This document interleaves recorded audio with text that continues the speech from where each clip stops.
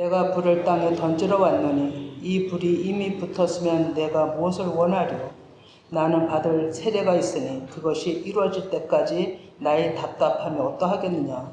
내가 세상에 화평을 주려고 온 줄로 아느냐? 내가 너에게 이르노니 아니라 도리어 분쟁하게 하려 함이로라.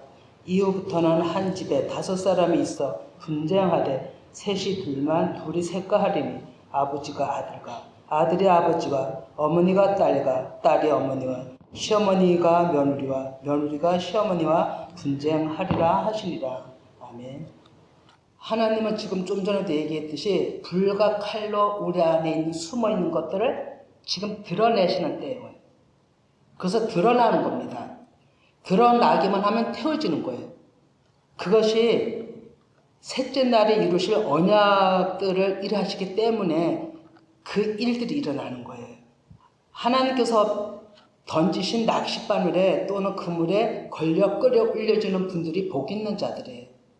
물고기가 낚싯바늘에 또는 그물에 걸릴 때는요, 먹이를 찾다가 걸려요. 가만히 있으면 안 걸려요.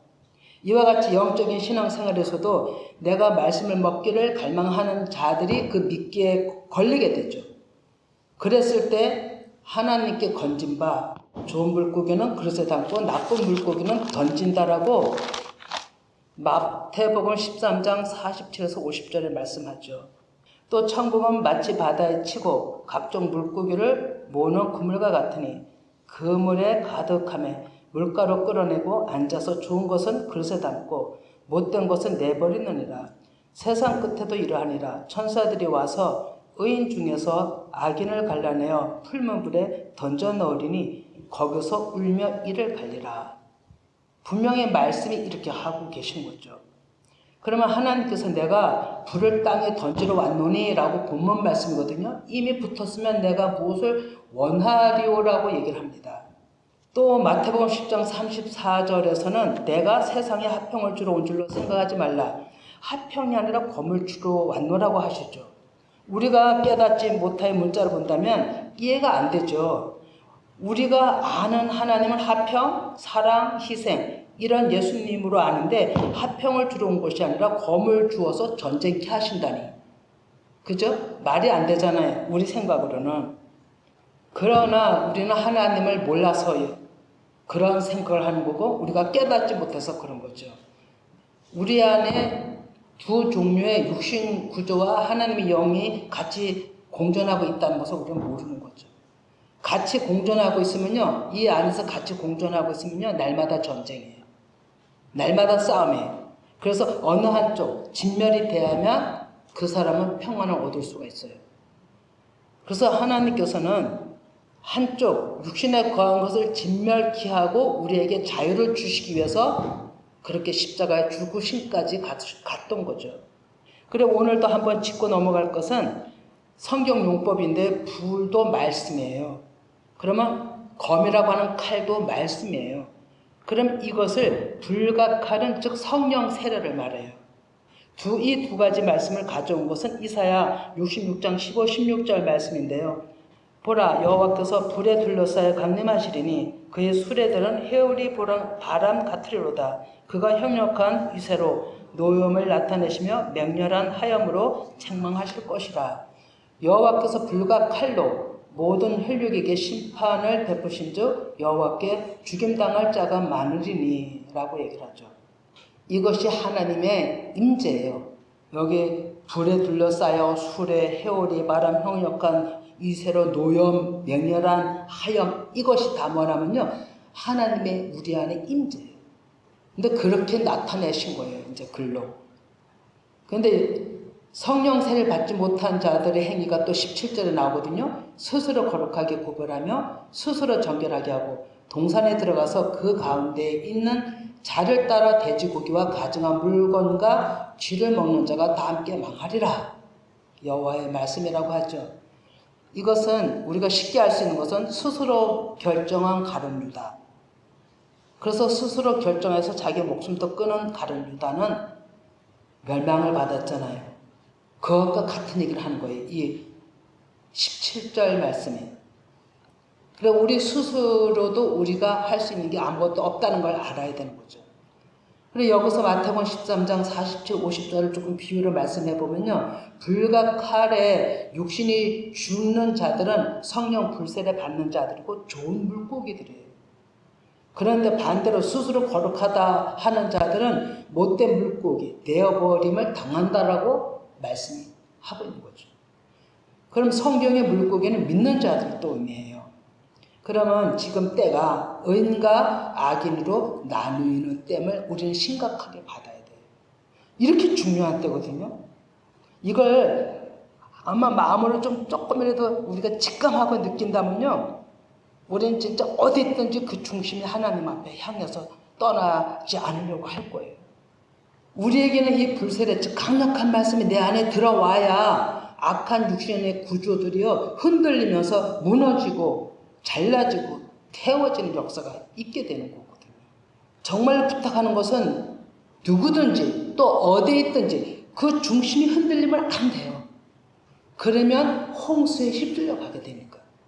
지금이 그런 때잖아요. 열방에 우리가 예배 구조도 자유롭지 못하고 그렇다고 사람들과 교제도 이루어질 수가 없고 원만히. 그러니까 각자 홀로 서기 오직 하나님만 바라볼 수 없는 구조로 하나님은 우리를 자꾸 이끌어 가신다라고 보면 되는 거예요. 하나님은 그쪽으로 이끌어 가시는데 우리는 뭔가 한다라고 하고 우리의 말들을 나타낸다면 오히려 하나님 만나는 것이 더딘 거죠. 그래서 누가복음 12장 50절에 예수님이 십자가로 사단을 물리치고 진멸하시는 비밀이 이 말씀 가운데 숨겨져 있어요. 나는 받을 세례가 있으니 곧 이것은요 예수님의 십자가 죽으심이에요. 그것이 이루어질 때까지 예수님 십자가 죽음으로 선악과에 온전히 잡힌 그 사람에게서 난 모든 계명을 완전히 진멸하실 때까지. 그래서 예수님은 그 죽으심으로 부활의 영으로 이기신 거죠. 그래서 예수님은 십자가 죽음 그대로 기다리며 그때를 기다리며 제자들에게 앞으로 일어날 일에 대해서 계속 가르쳤던 거예요. 그러니까 우리는 들어야 되는 거예요. 들으면 하나님 앞에 가까이 가는 길을 찾기 쉬워요, 여러분. 캄캄한 데 있으면 내가 어디를 발을 지척을 내딛어야 될지 몰라요. 근데 들으면 알아요. 그래서 들어야 된다는 거예요. 오늘 본문 말씀에 49절 불세례, 성령세례 강력한 말씀을 예수님 말씀하실 때 제자들이 들었다고 즉각적으로 어떤 성령세례가 임한 게 아니에요. 들은 그 뒤로 모든 훈련이 마쳐지고 예수님의 때가 돼서 십자가의 죽으심과 부활 후에 오순절이 됐을 때 그 십자가를 거치면서 이 제자들도요 완전히 다 자기의 기대했던 거, 자기가 가졌던 소망, 이 모든 것들이 다 땅에 떨어졌어요. 낙심했어요. 아무것도 할 수 없는 존재로 전략하고 도망치는, 몸을 숨겨야 되는 그런 데까지 이르렀던 거죠. 그러니까 아주 심령이 가난하고 쫄아붙었던 거죠. 이랬을 때 오순절에 제자들에게 하나님의 불세례가 임했던 거예요. 우리가 이런 가난한 심령이 되지 않냐면요 하나님의 불세례가 오실 수 없어요. 그래서 환난이 유익이라는 것이 맞는 거예요. 사도 바울도 뭐라고 하냐면 연약할 때 강함이 나온다 그랬어요. 그리고 마태복음 11장 12절에는 천국은 침노하는 자의 것이라 그랬어요. 우리가 연약할 때 누가 오냐면 하나님이 우리 마음을 침노해 주시는 거예요. 무엇로요? 성령 불세례로. 그래서 베드로후서 2장 19절에 그들에게 자유를 준다 하여도 자신들은 멸망의 종들이니 누구든지 진 자는 이긴 자의 종이 됨이라고 얘기를 해요. 우리는 육신대로 살면 육신의 종이요 육신을 십자가에 예수 그리스도와 함께 못 박고 의를 따르면 의의 종이라고 사도 바울은 얘기했죠. 그리고 그것이 로마서 8장 12, 14절인데요. 같이 읽어봅니다.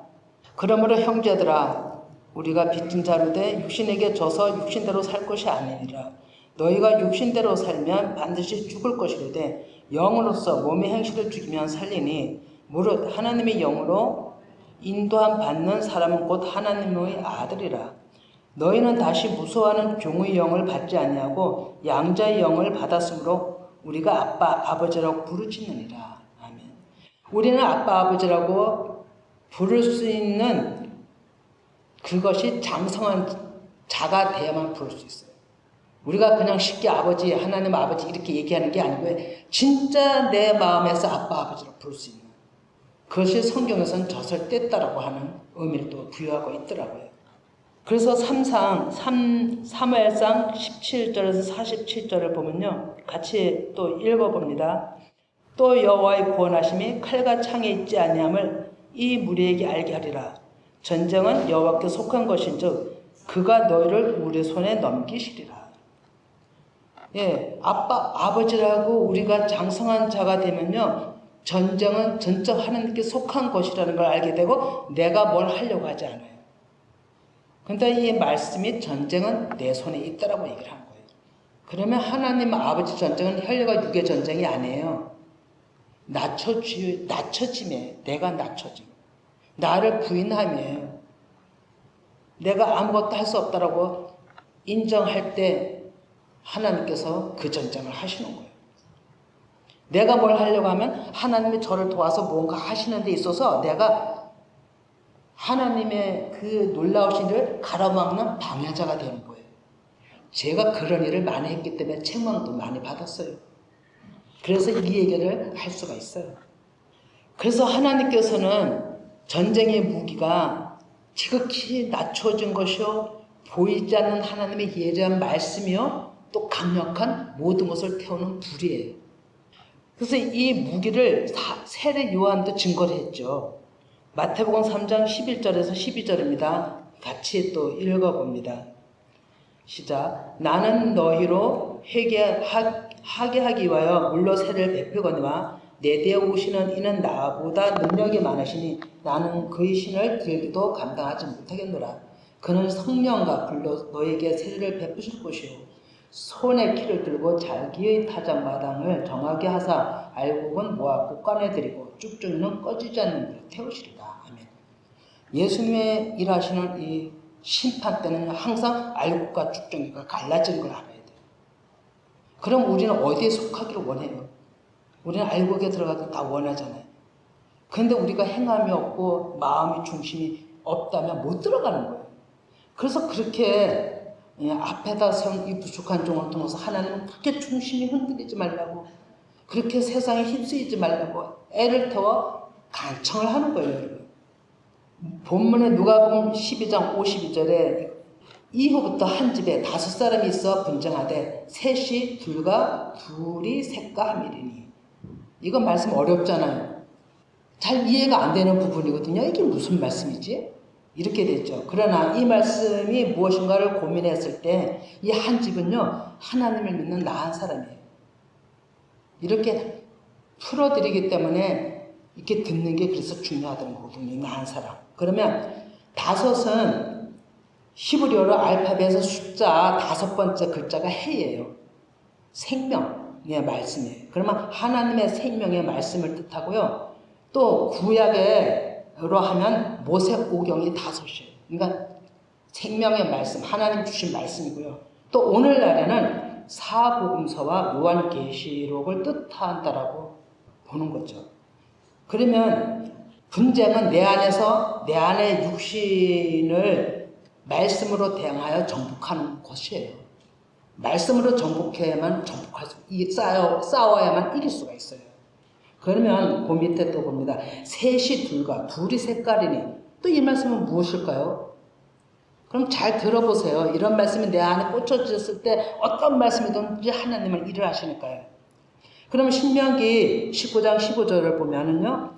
사람의 모든 악에 관하여 모든 죄에 관하여는 한 증인으로만 정할 것이 아니요 두 증인의 입으로나 또는 세 증인의 입으로 그 사건을 합정할 것이며 그리고 신명기 19장 16, 19절은 읽지 않지만 제가 설명을 해드리면 만일에 이 일에 논쟁이 있으면 어떤 사건에 논쟁이 있으면 재판장에게 나아가 이중하여 거짓이 판명되면 악을 제거하라는 데서 두세 증인을 세우라는 거예요. 그런 것을 의미하는 거고요. 이 말씀의 의도는 하나님의 말씀과 예수님의 증거로 목배당한 검증이 된 자들, 즉 하나님과 예수 그리스도와 하나가 된 자들이 싸워서 이길 수 있다는 거예요. 그것을 말씀으로 검증하라는 거예요. 비진리는 검증이 안 되죠. 말씀만이 그 일을 하시는 거죠. 그래서 예수님도 이 말씀을 하셨는데 마태복음 18장 15절에서 17절인데요. 내 형제가 죄를 범하거든 가서 너와 그 사람과만 상대하여 권고하라. 만일 들으면 내가 내 형제를 얻을 것이요. 만일 듣지 않거든 한두 사람을 데리고 가서 두세 증인의 입으로 날마다 확증하게 하라. 아멘. 이 말씀 또한 예수님이 신명기 율법에서 인용한 말씀인 줄 믿습니다. 다시 말씀드리지만 말씀의 깨달음이 없이는 내가 하나님의 말씀과 예수님이 십자가 증거를 받을 수가 없다는 거예요. 그래서 검증이 된 말씀만이 육의 수욕을 이길 수 있다는 거죠. 누가복음 12장 53절에 아버지와 아들과 아들이 아버지와 어머니가 딸과 딸이 시어머니가 며느리와 며느리가 시어머니와 분쟁하리라. 이 말씀은 다 알죠. 그죠? 육신의 구조라는 걸 하도 얘기해서. 근데 내 안에 이 육신의 구조가 같이 동거하고 있으면요. 좀 전에 얘기했듯이 날마다 불안해. 날마다 전쟁이에요. 이랬까 저랬까. 이게 오려나 저게 오려나. 그러나 정확한 답이 미가서 7장 6절에 나와 있어요.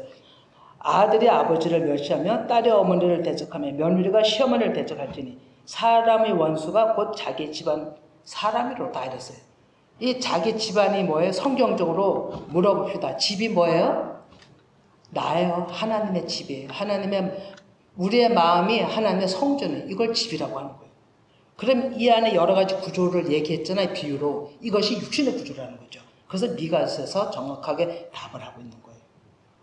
여러분, 이 사단은 교묘하게 주의 환경을 타고 마음에 들어가요. 자리 잡고 좌우지한다는 것이 사단의 계략, 하나님께는 못 가게 하는 원수인 것이죠. 사단의 천사로 가장하여서 1호의 양처럼, 1호의 친구처럼 또 슬프게, 애롭게, 고독하게 진짜 별스럽게 여러 모양으로 하나님을 기쁘게 하는 방향을 못 가게 목을 고삐로 잡아 끌어요. 못 가게. 하나님께로 못 가게. 잡아채고 있다는 거예요.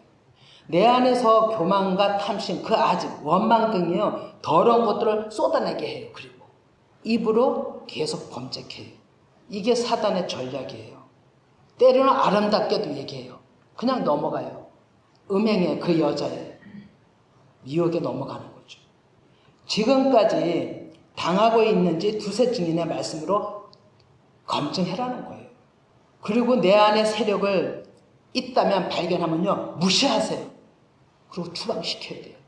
우리가 잠깐만 거기에 신경을 쓰면요. 사단은 신경 쓰고 자꾸 자기한테 관심을 가지게 해서 어떤 모양이라든지 그것이 사단을 숭배하는 거래요. 그래서 내 안의 말씀으로 검증해서 추방시켜야 되는 거예요. 그냥 무시하면 되는 거예요.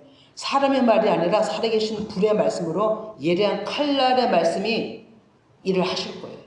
히브리서 4장 12, 13절에 하나님의 말씀은 살아있고 활력이 있어 좌우의 날선 어떤 검보다도 예리하여 혼과 영과 및 관절과 골수를 찔러 쪼개기까지 하며 또 마음의 생각과 뜻을 판단하나니 지은 것이 하나도 그 앞에 나타나지 않음이 없고 우리의 결산을 받으실 이 눈앞에 만물이 벌거벗은 것 같이 드러날거다. 아멘. 우리는 두렵고 떨림으로 마음에 이 말씀을 새겨야 돼요. 그리고 내 안에 어떤 것들이 누굴 통해서라도 나 혼자서는 안 드러나요. 옆에 사람을 쓴다는 걸 알으셔야 돼요. 환경을 통해서 나타나요. 이랬을 때 우리는 즉각 하나님이 일하신다는 걸 아시고 마음을 낮추세요. 그러면 이기는 거예요. 그래야 할 때 강력한 불의 말씀이 내 안에서 일을 하시는 것이 성경의 원리인 거죠. 베드로후서 3장 10절에 그러나 주의 날이 도둑같이 오리니 그날에는 하늘이 큰 소리로 떠나가고 물질이 뜨거운 불에 풀어지고 땅과 그 중에 있는 모든 일이 드러나리로다 그랬어요. 하나님의 불의 심판은요 다 드러나게끔 돼 있어요. 그래서 진동이 일어난다는 거예요. 흔들린다는 거예요. 이렇게 우리는 불과 칼의 목뱀을 당해야 되는 거예요. 이랬을 때 내 안에 매인 것들이 묶인 것들이 풀어지는 거예요. 이것을 가지고 불세례라고 하는 거예요.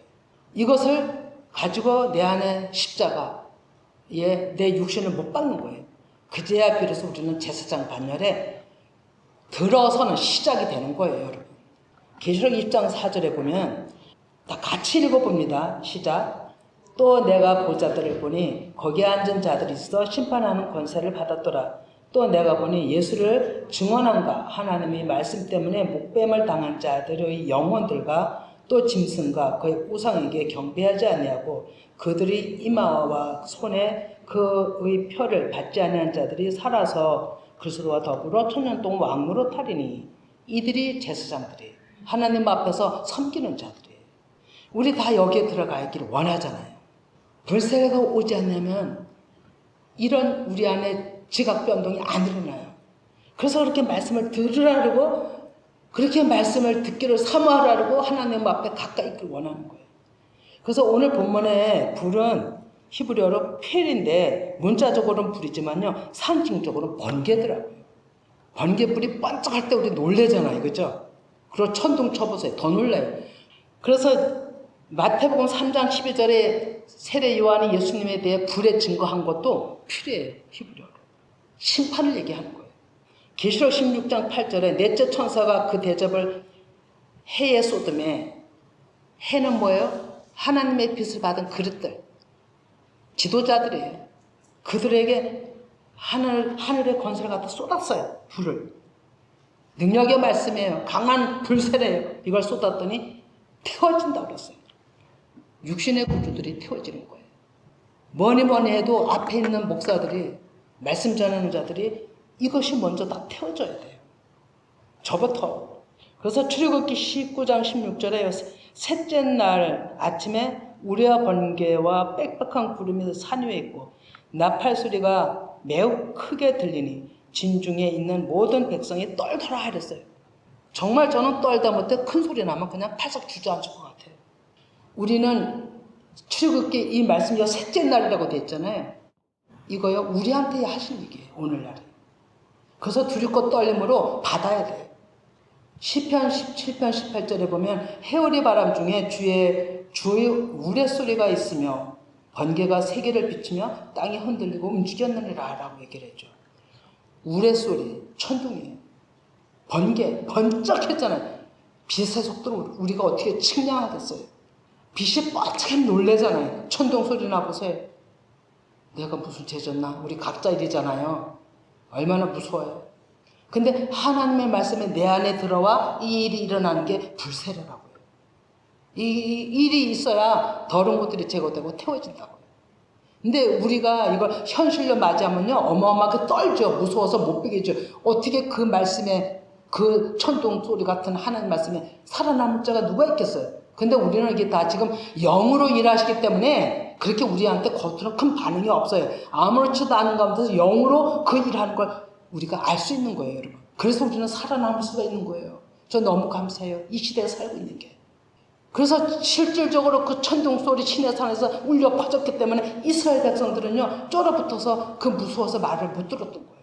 저도 그 자리에 있었으면 못 들었을 거예요. 무서워서 죽을까 봐. 그런데 오늘날은 다 영으로 말씀하시잖아요. 그래서 하나님께서 뭐라고 말씀하시냐면 히브리서 12장 29절에 하나님은 소멸하는 불이라고 그러셔요. 계속 하나님은 불이라고 얘기를 하셔요. 그런데 이번 주간에 계속 저한테 불. 자도 불, 일어나도 불. 뭐를 해도 제 안에 계속 지금 불과 칼이 제 안에 마음에서 일하시는 거예요. 누구를 일하시는지 모르겠어요. 계속 제 안에 것부터 일하시겠지만 누구 것을 일하시는지 하나님은 계속 불과 칼이라고 얘기를 하시는 거예요. 그래서 오늘 계속 불과 칼에 대해서 얘기를 하는 거예요. 그러면서 이 시간에도 오늘 주의 이날에도 하나님께서는 누군가에게는 모르겠어요. 불과 칼로 일하신다고 그러셨어요. 그래서 누가복음 11장 20절에 그러나 내가 만일 하나님의 손을 힘입어 귀신을 쫓아낸다면 하나님의 나라가 이미 너에게 임하였다라고 말씀하시잖아요. 예수님의 손을 힘입었다는 얘기는요. 하나님의 말씀을 힘입었다는 얘기예요. 그 능력이 내 안에 들어왔다는 얘기예요. 그것은 불세례예요. 하나님의 손이 우리한테 임해져야 돼요. 요한계시록 14장 14, 16은 읽지 않고요. 그것은 이제 좋은 열매들을 거둬들이는 곡식에 대한 얘기고요. 14장 17, 20절을 보면요. 이것은 완전히 심판의 불과 칼이 임하심을 말씀하고 있어요. 한번 읽어봅니다. 17절부터 20절까지 읽어볼게요. 또 다른 천사가 하늘에 있는 성전에서 나오는데 역시 예리한 낫을 가졌더라. 또 불을 다스리는 다른 천사가 제단으로부터 나와 예리한 낫 가진 자를 향하여 큰 음성으로 불러 이르되 내 예리한 낫을 휘둘러 땅의 포도송이로 거두라. 천사가 낫을 땅에 휘둘러 땅의 포도를 거두어 하나님의 진노의 큰 포도주 틀에 던짐에 성 밖에서 그 틀이 밟히니 틀에서 피가 나서 말굴레까지 닿았고 1600스다디온이 퍼졌더라. 이게 무슨 말씀일까요? 이거요, 표면적으로 본다면 이해도 할 수도 없고 너무 무서워서 우리 볼 수도 없어요. 근데 영적으로는 그렇지가 않아요. 간단해요. 영적으로는요, 참고로 지금 읽진 않지만 계시록 13장 18절에 보면 거기 사람의 수가 666이다라고 나와요. 그리고 그 후로 사람의 행하는 그 육신의 구조의 행함들이 나와요. 악한 짐승들과 거짓 선지자 얘기가 나오죠. 이것을 하나님은 육신의 구조들을 제거하는 심판의 말씀이에요. 이 말씀이. 예수님이 강하게 이 말씀을 포도주 틀 밟지 않냐면 포도주 틀이 뭔지 아세요? 예수님이 십자가예요. 십자가 틀이에요. 거기서 육신들을 밟았잖아요. 그리고 부활의 발등상이 되신 거예요. 이걸 지금 여기서 얘기를 하고 있는 거예요. 육신의 구조들을 완전히 짓밟으시고 제거하고 이기시는 말씀이에요. 그래서 계시록 14장 12절에 성도들의 인내가 여기 있으니 하나님의 계명과 예수에 대한 믿음을 지키는 자라 그랬어요. 우리는 지금 이런 때에 인내로서 인내가 여기 있으니 얘기했죠. 하나님의 계명과 예수에 대한 믿음을 지키는 자들이에요. 중심이 흔들리지 않고 하나님 앞에 붙잡힌 자들이에요. 이들만은 이길 수가 있는 거예요. 오직 우리는 다윗처럼 주님만 바라보고 붙드는 자들이 되길 천저로 원합니다. 끝으로 사무엘상하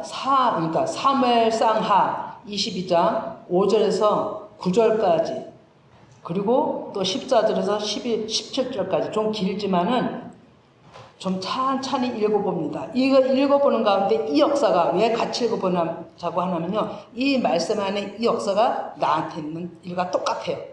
그리고 또 이 역사가 또 나한테서 일어나야 돼요. 그래 다윗처럼 우리는 이길 수가 있기 때문에 이 말씀을 입으로 신해서 읽어보는 게 너무 중요하거든요. 그래서 찬찬히 이제 읽어봅니다. 5절부터 시작. 사망의 물결이 나를 애우고 불의 창수가 나를 두렵게 하였으며 수월의 줄이 나를 두르고 사망의 음부가 내게 이르렀도다. 내가 환난 중에서 여호와께 아뢰며 나의 하나님께 아뢰었더니 그가 그의 성전에서 내 소리를 들으시며 나의 부르짖음이 그의 귀에 들렸도다. 이에 땅이 진동하고 떨며 하늘의 기초가 요동하고 흔들렸으니 그의 진노로 말미암음이로다. 그의 코에서 연기가 오르고 입에서 불이 나와 사르며 그 불에 숯이 피었도다. 여호와께서 하늘에서 우레소리를 내시며 지존하신 자가 음성을 내시며 하살을 날려 그들을 흩으시며 번개로 무찌르셨도다. 이럴 때 여호와의 꾸지람과 콧김으로 말미암아 물밑이 드러나고 세상의 기초가 나타났도다. 그가 그 위에서 손을 내미사 나를 붙드시며 많은 물에서 나를 건져내셨도다. 아멘. 예, 이게 다윗의 고백인데 이 고백이 우리한테 있길 원해요. 우리한테 처한 상황들이 다 이런 창수의 스올의 사망의 올무에 묶여서 헤어나지 못하고 남의 환난은요 내 환난이 아니에요. 그 사람은 그 사람의 환난이에요. 나한테 닥치는 어떤 조금 일일지라도 그건 나한테 대한 환난이에요. 이랬을 때 누가 나를 돕겠어요? 도울 자 없어요. 오직 하나님만 찾을 때 돕는 거예요. 그래서 다윗은 그렇게 억울하게 쫓아다니면서도 오직 입으로 사람들한테 범죄하지 않고 하나님만 바라보고 부르짖고 간구했던 거예요. 그랬을 때 하나님께서는 기초가 요동하고 진동이 일어나고 연기가 그 코에서 연기가 뭐냐면요. 콧이 뭐냐면 아픈데 하나님의 분노하심이에요. 그 환난 속에서 부르짖었더니 왜 부르짖을까요? 왜 환난이 왔을까요? 내 안에 육신들 때문에 온 거예요. 내 안에 육신의 구조가 나와는 상관없이 또 환경을 만들어서 그렇게 나를 힘들게 한 거예요. 그러니까 나한테는 원수잖아요. 그러니까 하나님께서 콧이 하나님의 분노하심인데 김은 뭐냐면 내사마라고 즉 바람, 성령의 호흡, 영적 영감 이런 걸 뜻해. 그러면 이 얘기를 정리하면 하나님의 영의 진노의 말씀으로 내 안의 육신들을 다 드러내게 해서 제거해 주시고 하나님의 능력의 손으로 저를 붙들어 주신다라는 얘기예요. 얼마나 이게 감사합니까? 이 역사가 우리 모두에게 정말 있기를 원하는 거예요. 그래서 이제 말씀을 정리합니다. 첫째로 성령 불세례 받기를 사모하셔야 돼요. 이게 불과 칼이에요. 불과 칼만이 진멸할 수 있어요. 그리고 제가 여기에는 읽지 않지만 생각나는 게 이사야 좀 찾아볼까요? 이사야 4장 4절. 지금 생각이 나네요. 이것이 우리 교회에 주신 또 언약의 말씀 중 하나죠. 이사야 4장 4절 6절까지 같이 좀 읽어볼게요. 시작. 이는 주께서 심판하는 영과 소멸하는 영으로 시온의 딸들이 더러움을 씻기시며 예루살렘의 피를 그 중에서 청결하게 하실 때가 됨이라. 여호와께서 거하시는 온 시온산과 모든 지표에 낮이면 구름과 연기, 밤이면 하염의 빛을 만드시고 그 모든 영광 위에 덮개를 두시며 또 초막이 있어서 낮에는 더위를 피하는 그늘을 지으며 또 폭우를 피하여 숨는 곳이 되게 하리라.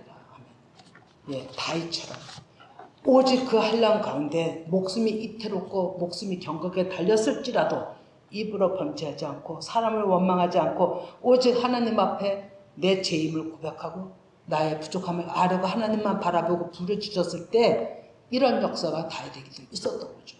그런 자에게 하나님은 밤낮을 덮으시고 보호하시고 지키신다는 거죠. 우리는 이런 역사가 우리 모두에게 있기를 바랍니다. 그래서 간절히 우리는 하나님을 찾는 자들에게 예리한 말씀이 임한다는 것을 우리는 꼭 마음에 새기시고 정말로 우리가 더 낮추어지고 하나님을 찾기 바랍니다. 그리고 두 번째는 하나님 앞에 나의 죄를 늘 자백해야 돼요. 이것이 내가 날마다 죽는다는 뜻이에요, 여러분. 내가 날마다 죽을 때 내가 죽는 척 하는 게 죽는 게 아니라 나의 잘못, 나의 일생생활에서 일어나는 모든 것에 내가 항상 부족하다라고 하는 그 자체가 죄의 자백이에요. 그래야 내 안에 것들이 요동이 쳐서 드러나기도 하고 제거되게 하기도 하고 불태워지는 거예요. 그러면 세 번째는 하나님의 말씀과 예수님의 말씀으로 목배임을 그럴 때 목배임 당하는 거예요. 그랬을 때 어둠의 옷을 벗고 더러운 옷을 벗고 스가랴 3장에 나온 것처럼 여호수아에게 더러운 옷을 벗기고 새로운 깨끗한 옷을 입힌 것처럼 우리도 더러운 옷이 육신의 더러운 옷이 뭐냐면 옛것들이에요. 옛것들이 벗어지고 새하늘과 새 땅 새로운 깨끗한 세마포 옷이 입혀지기를 우리 모두가 소망하기 간절히 부탁합니다.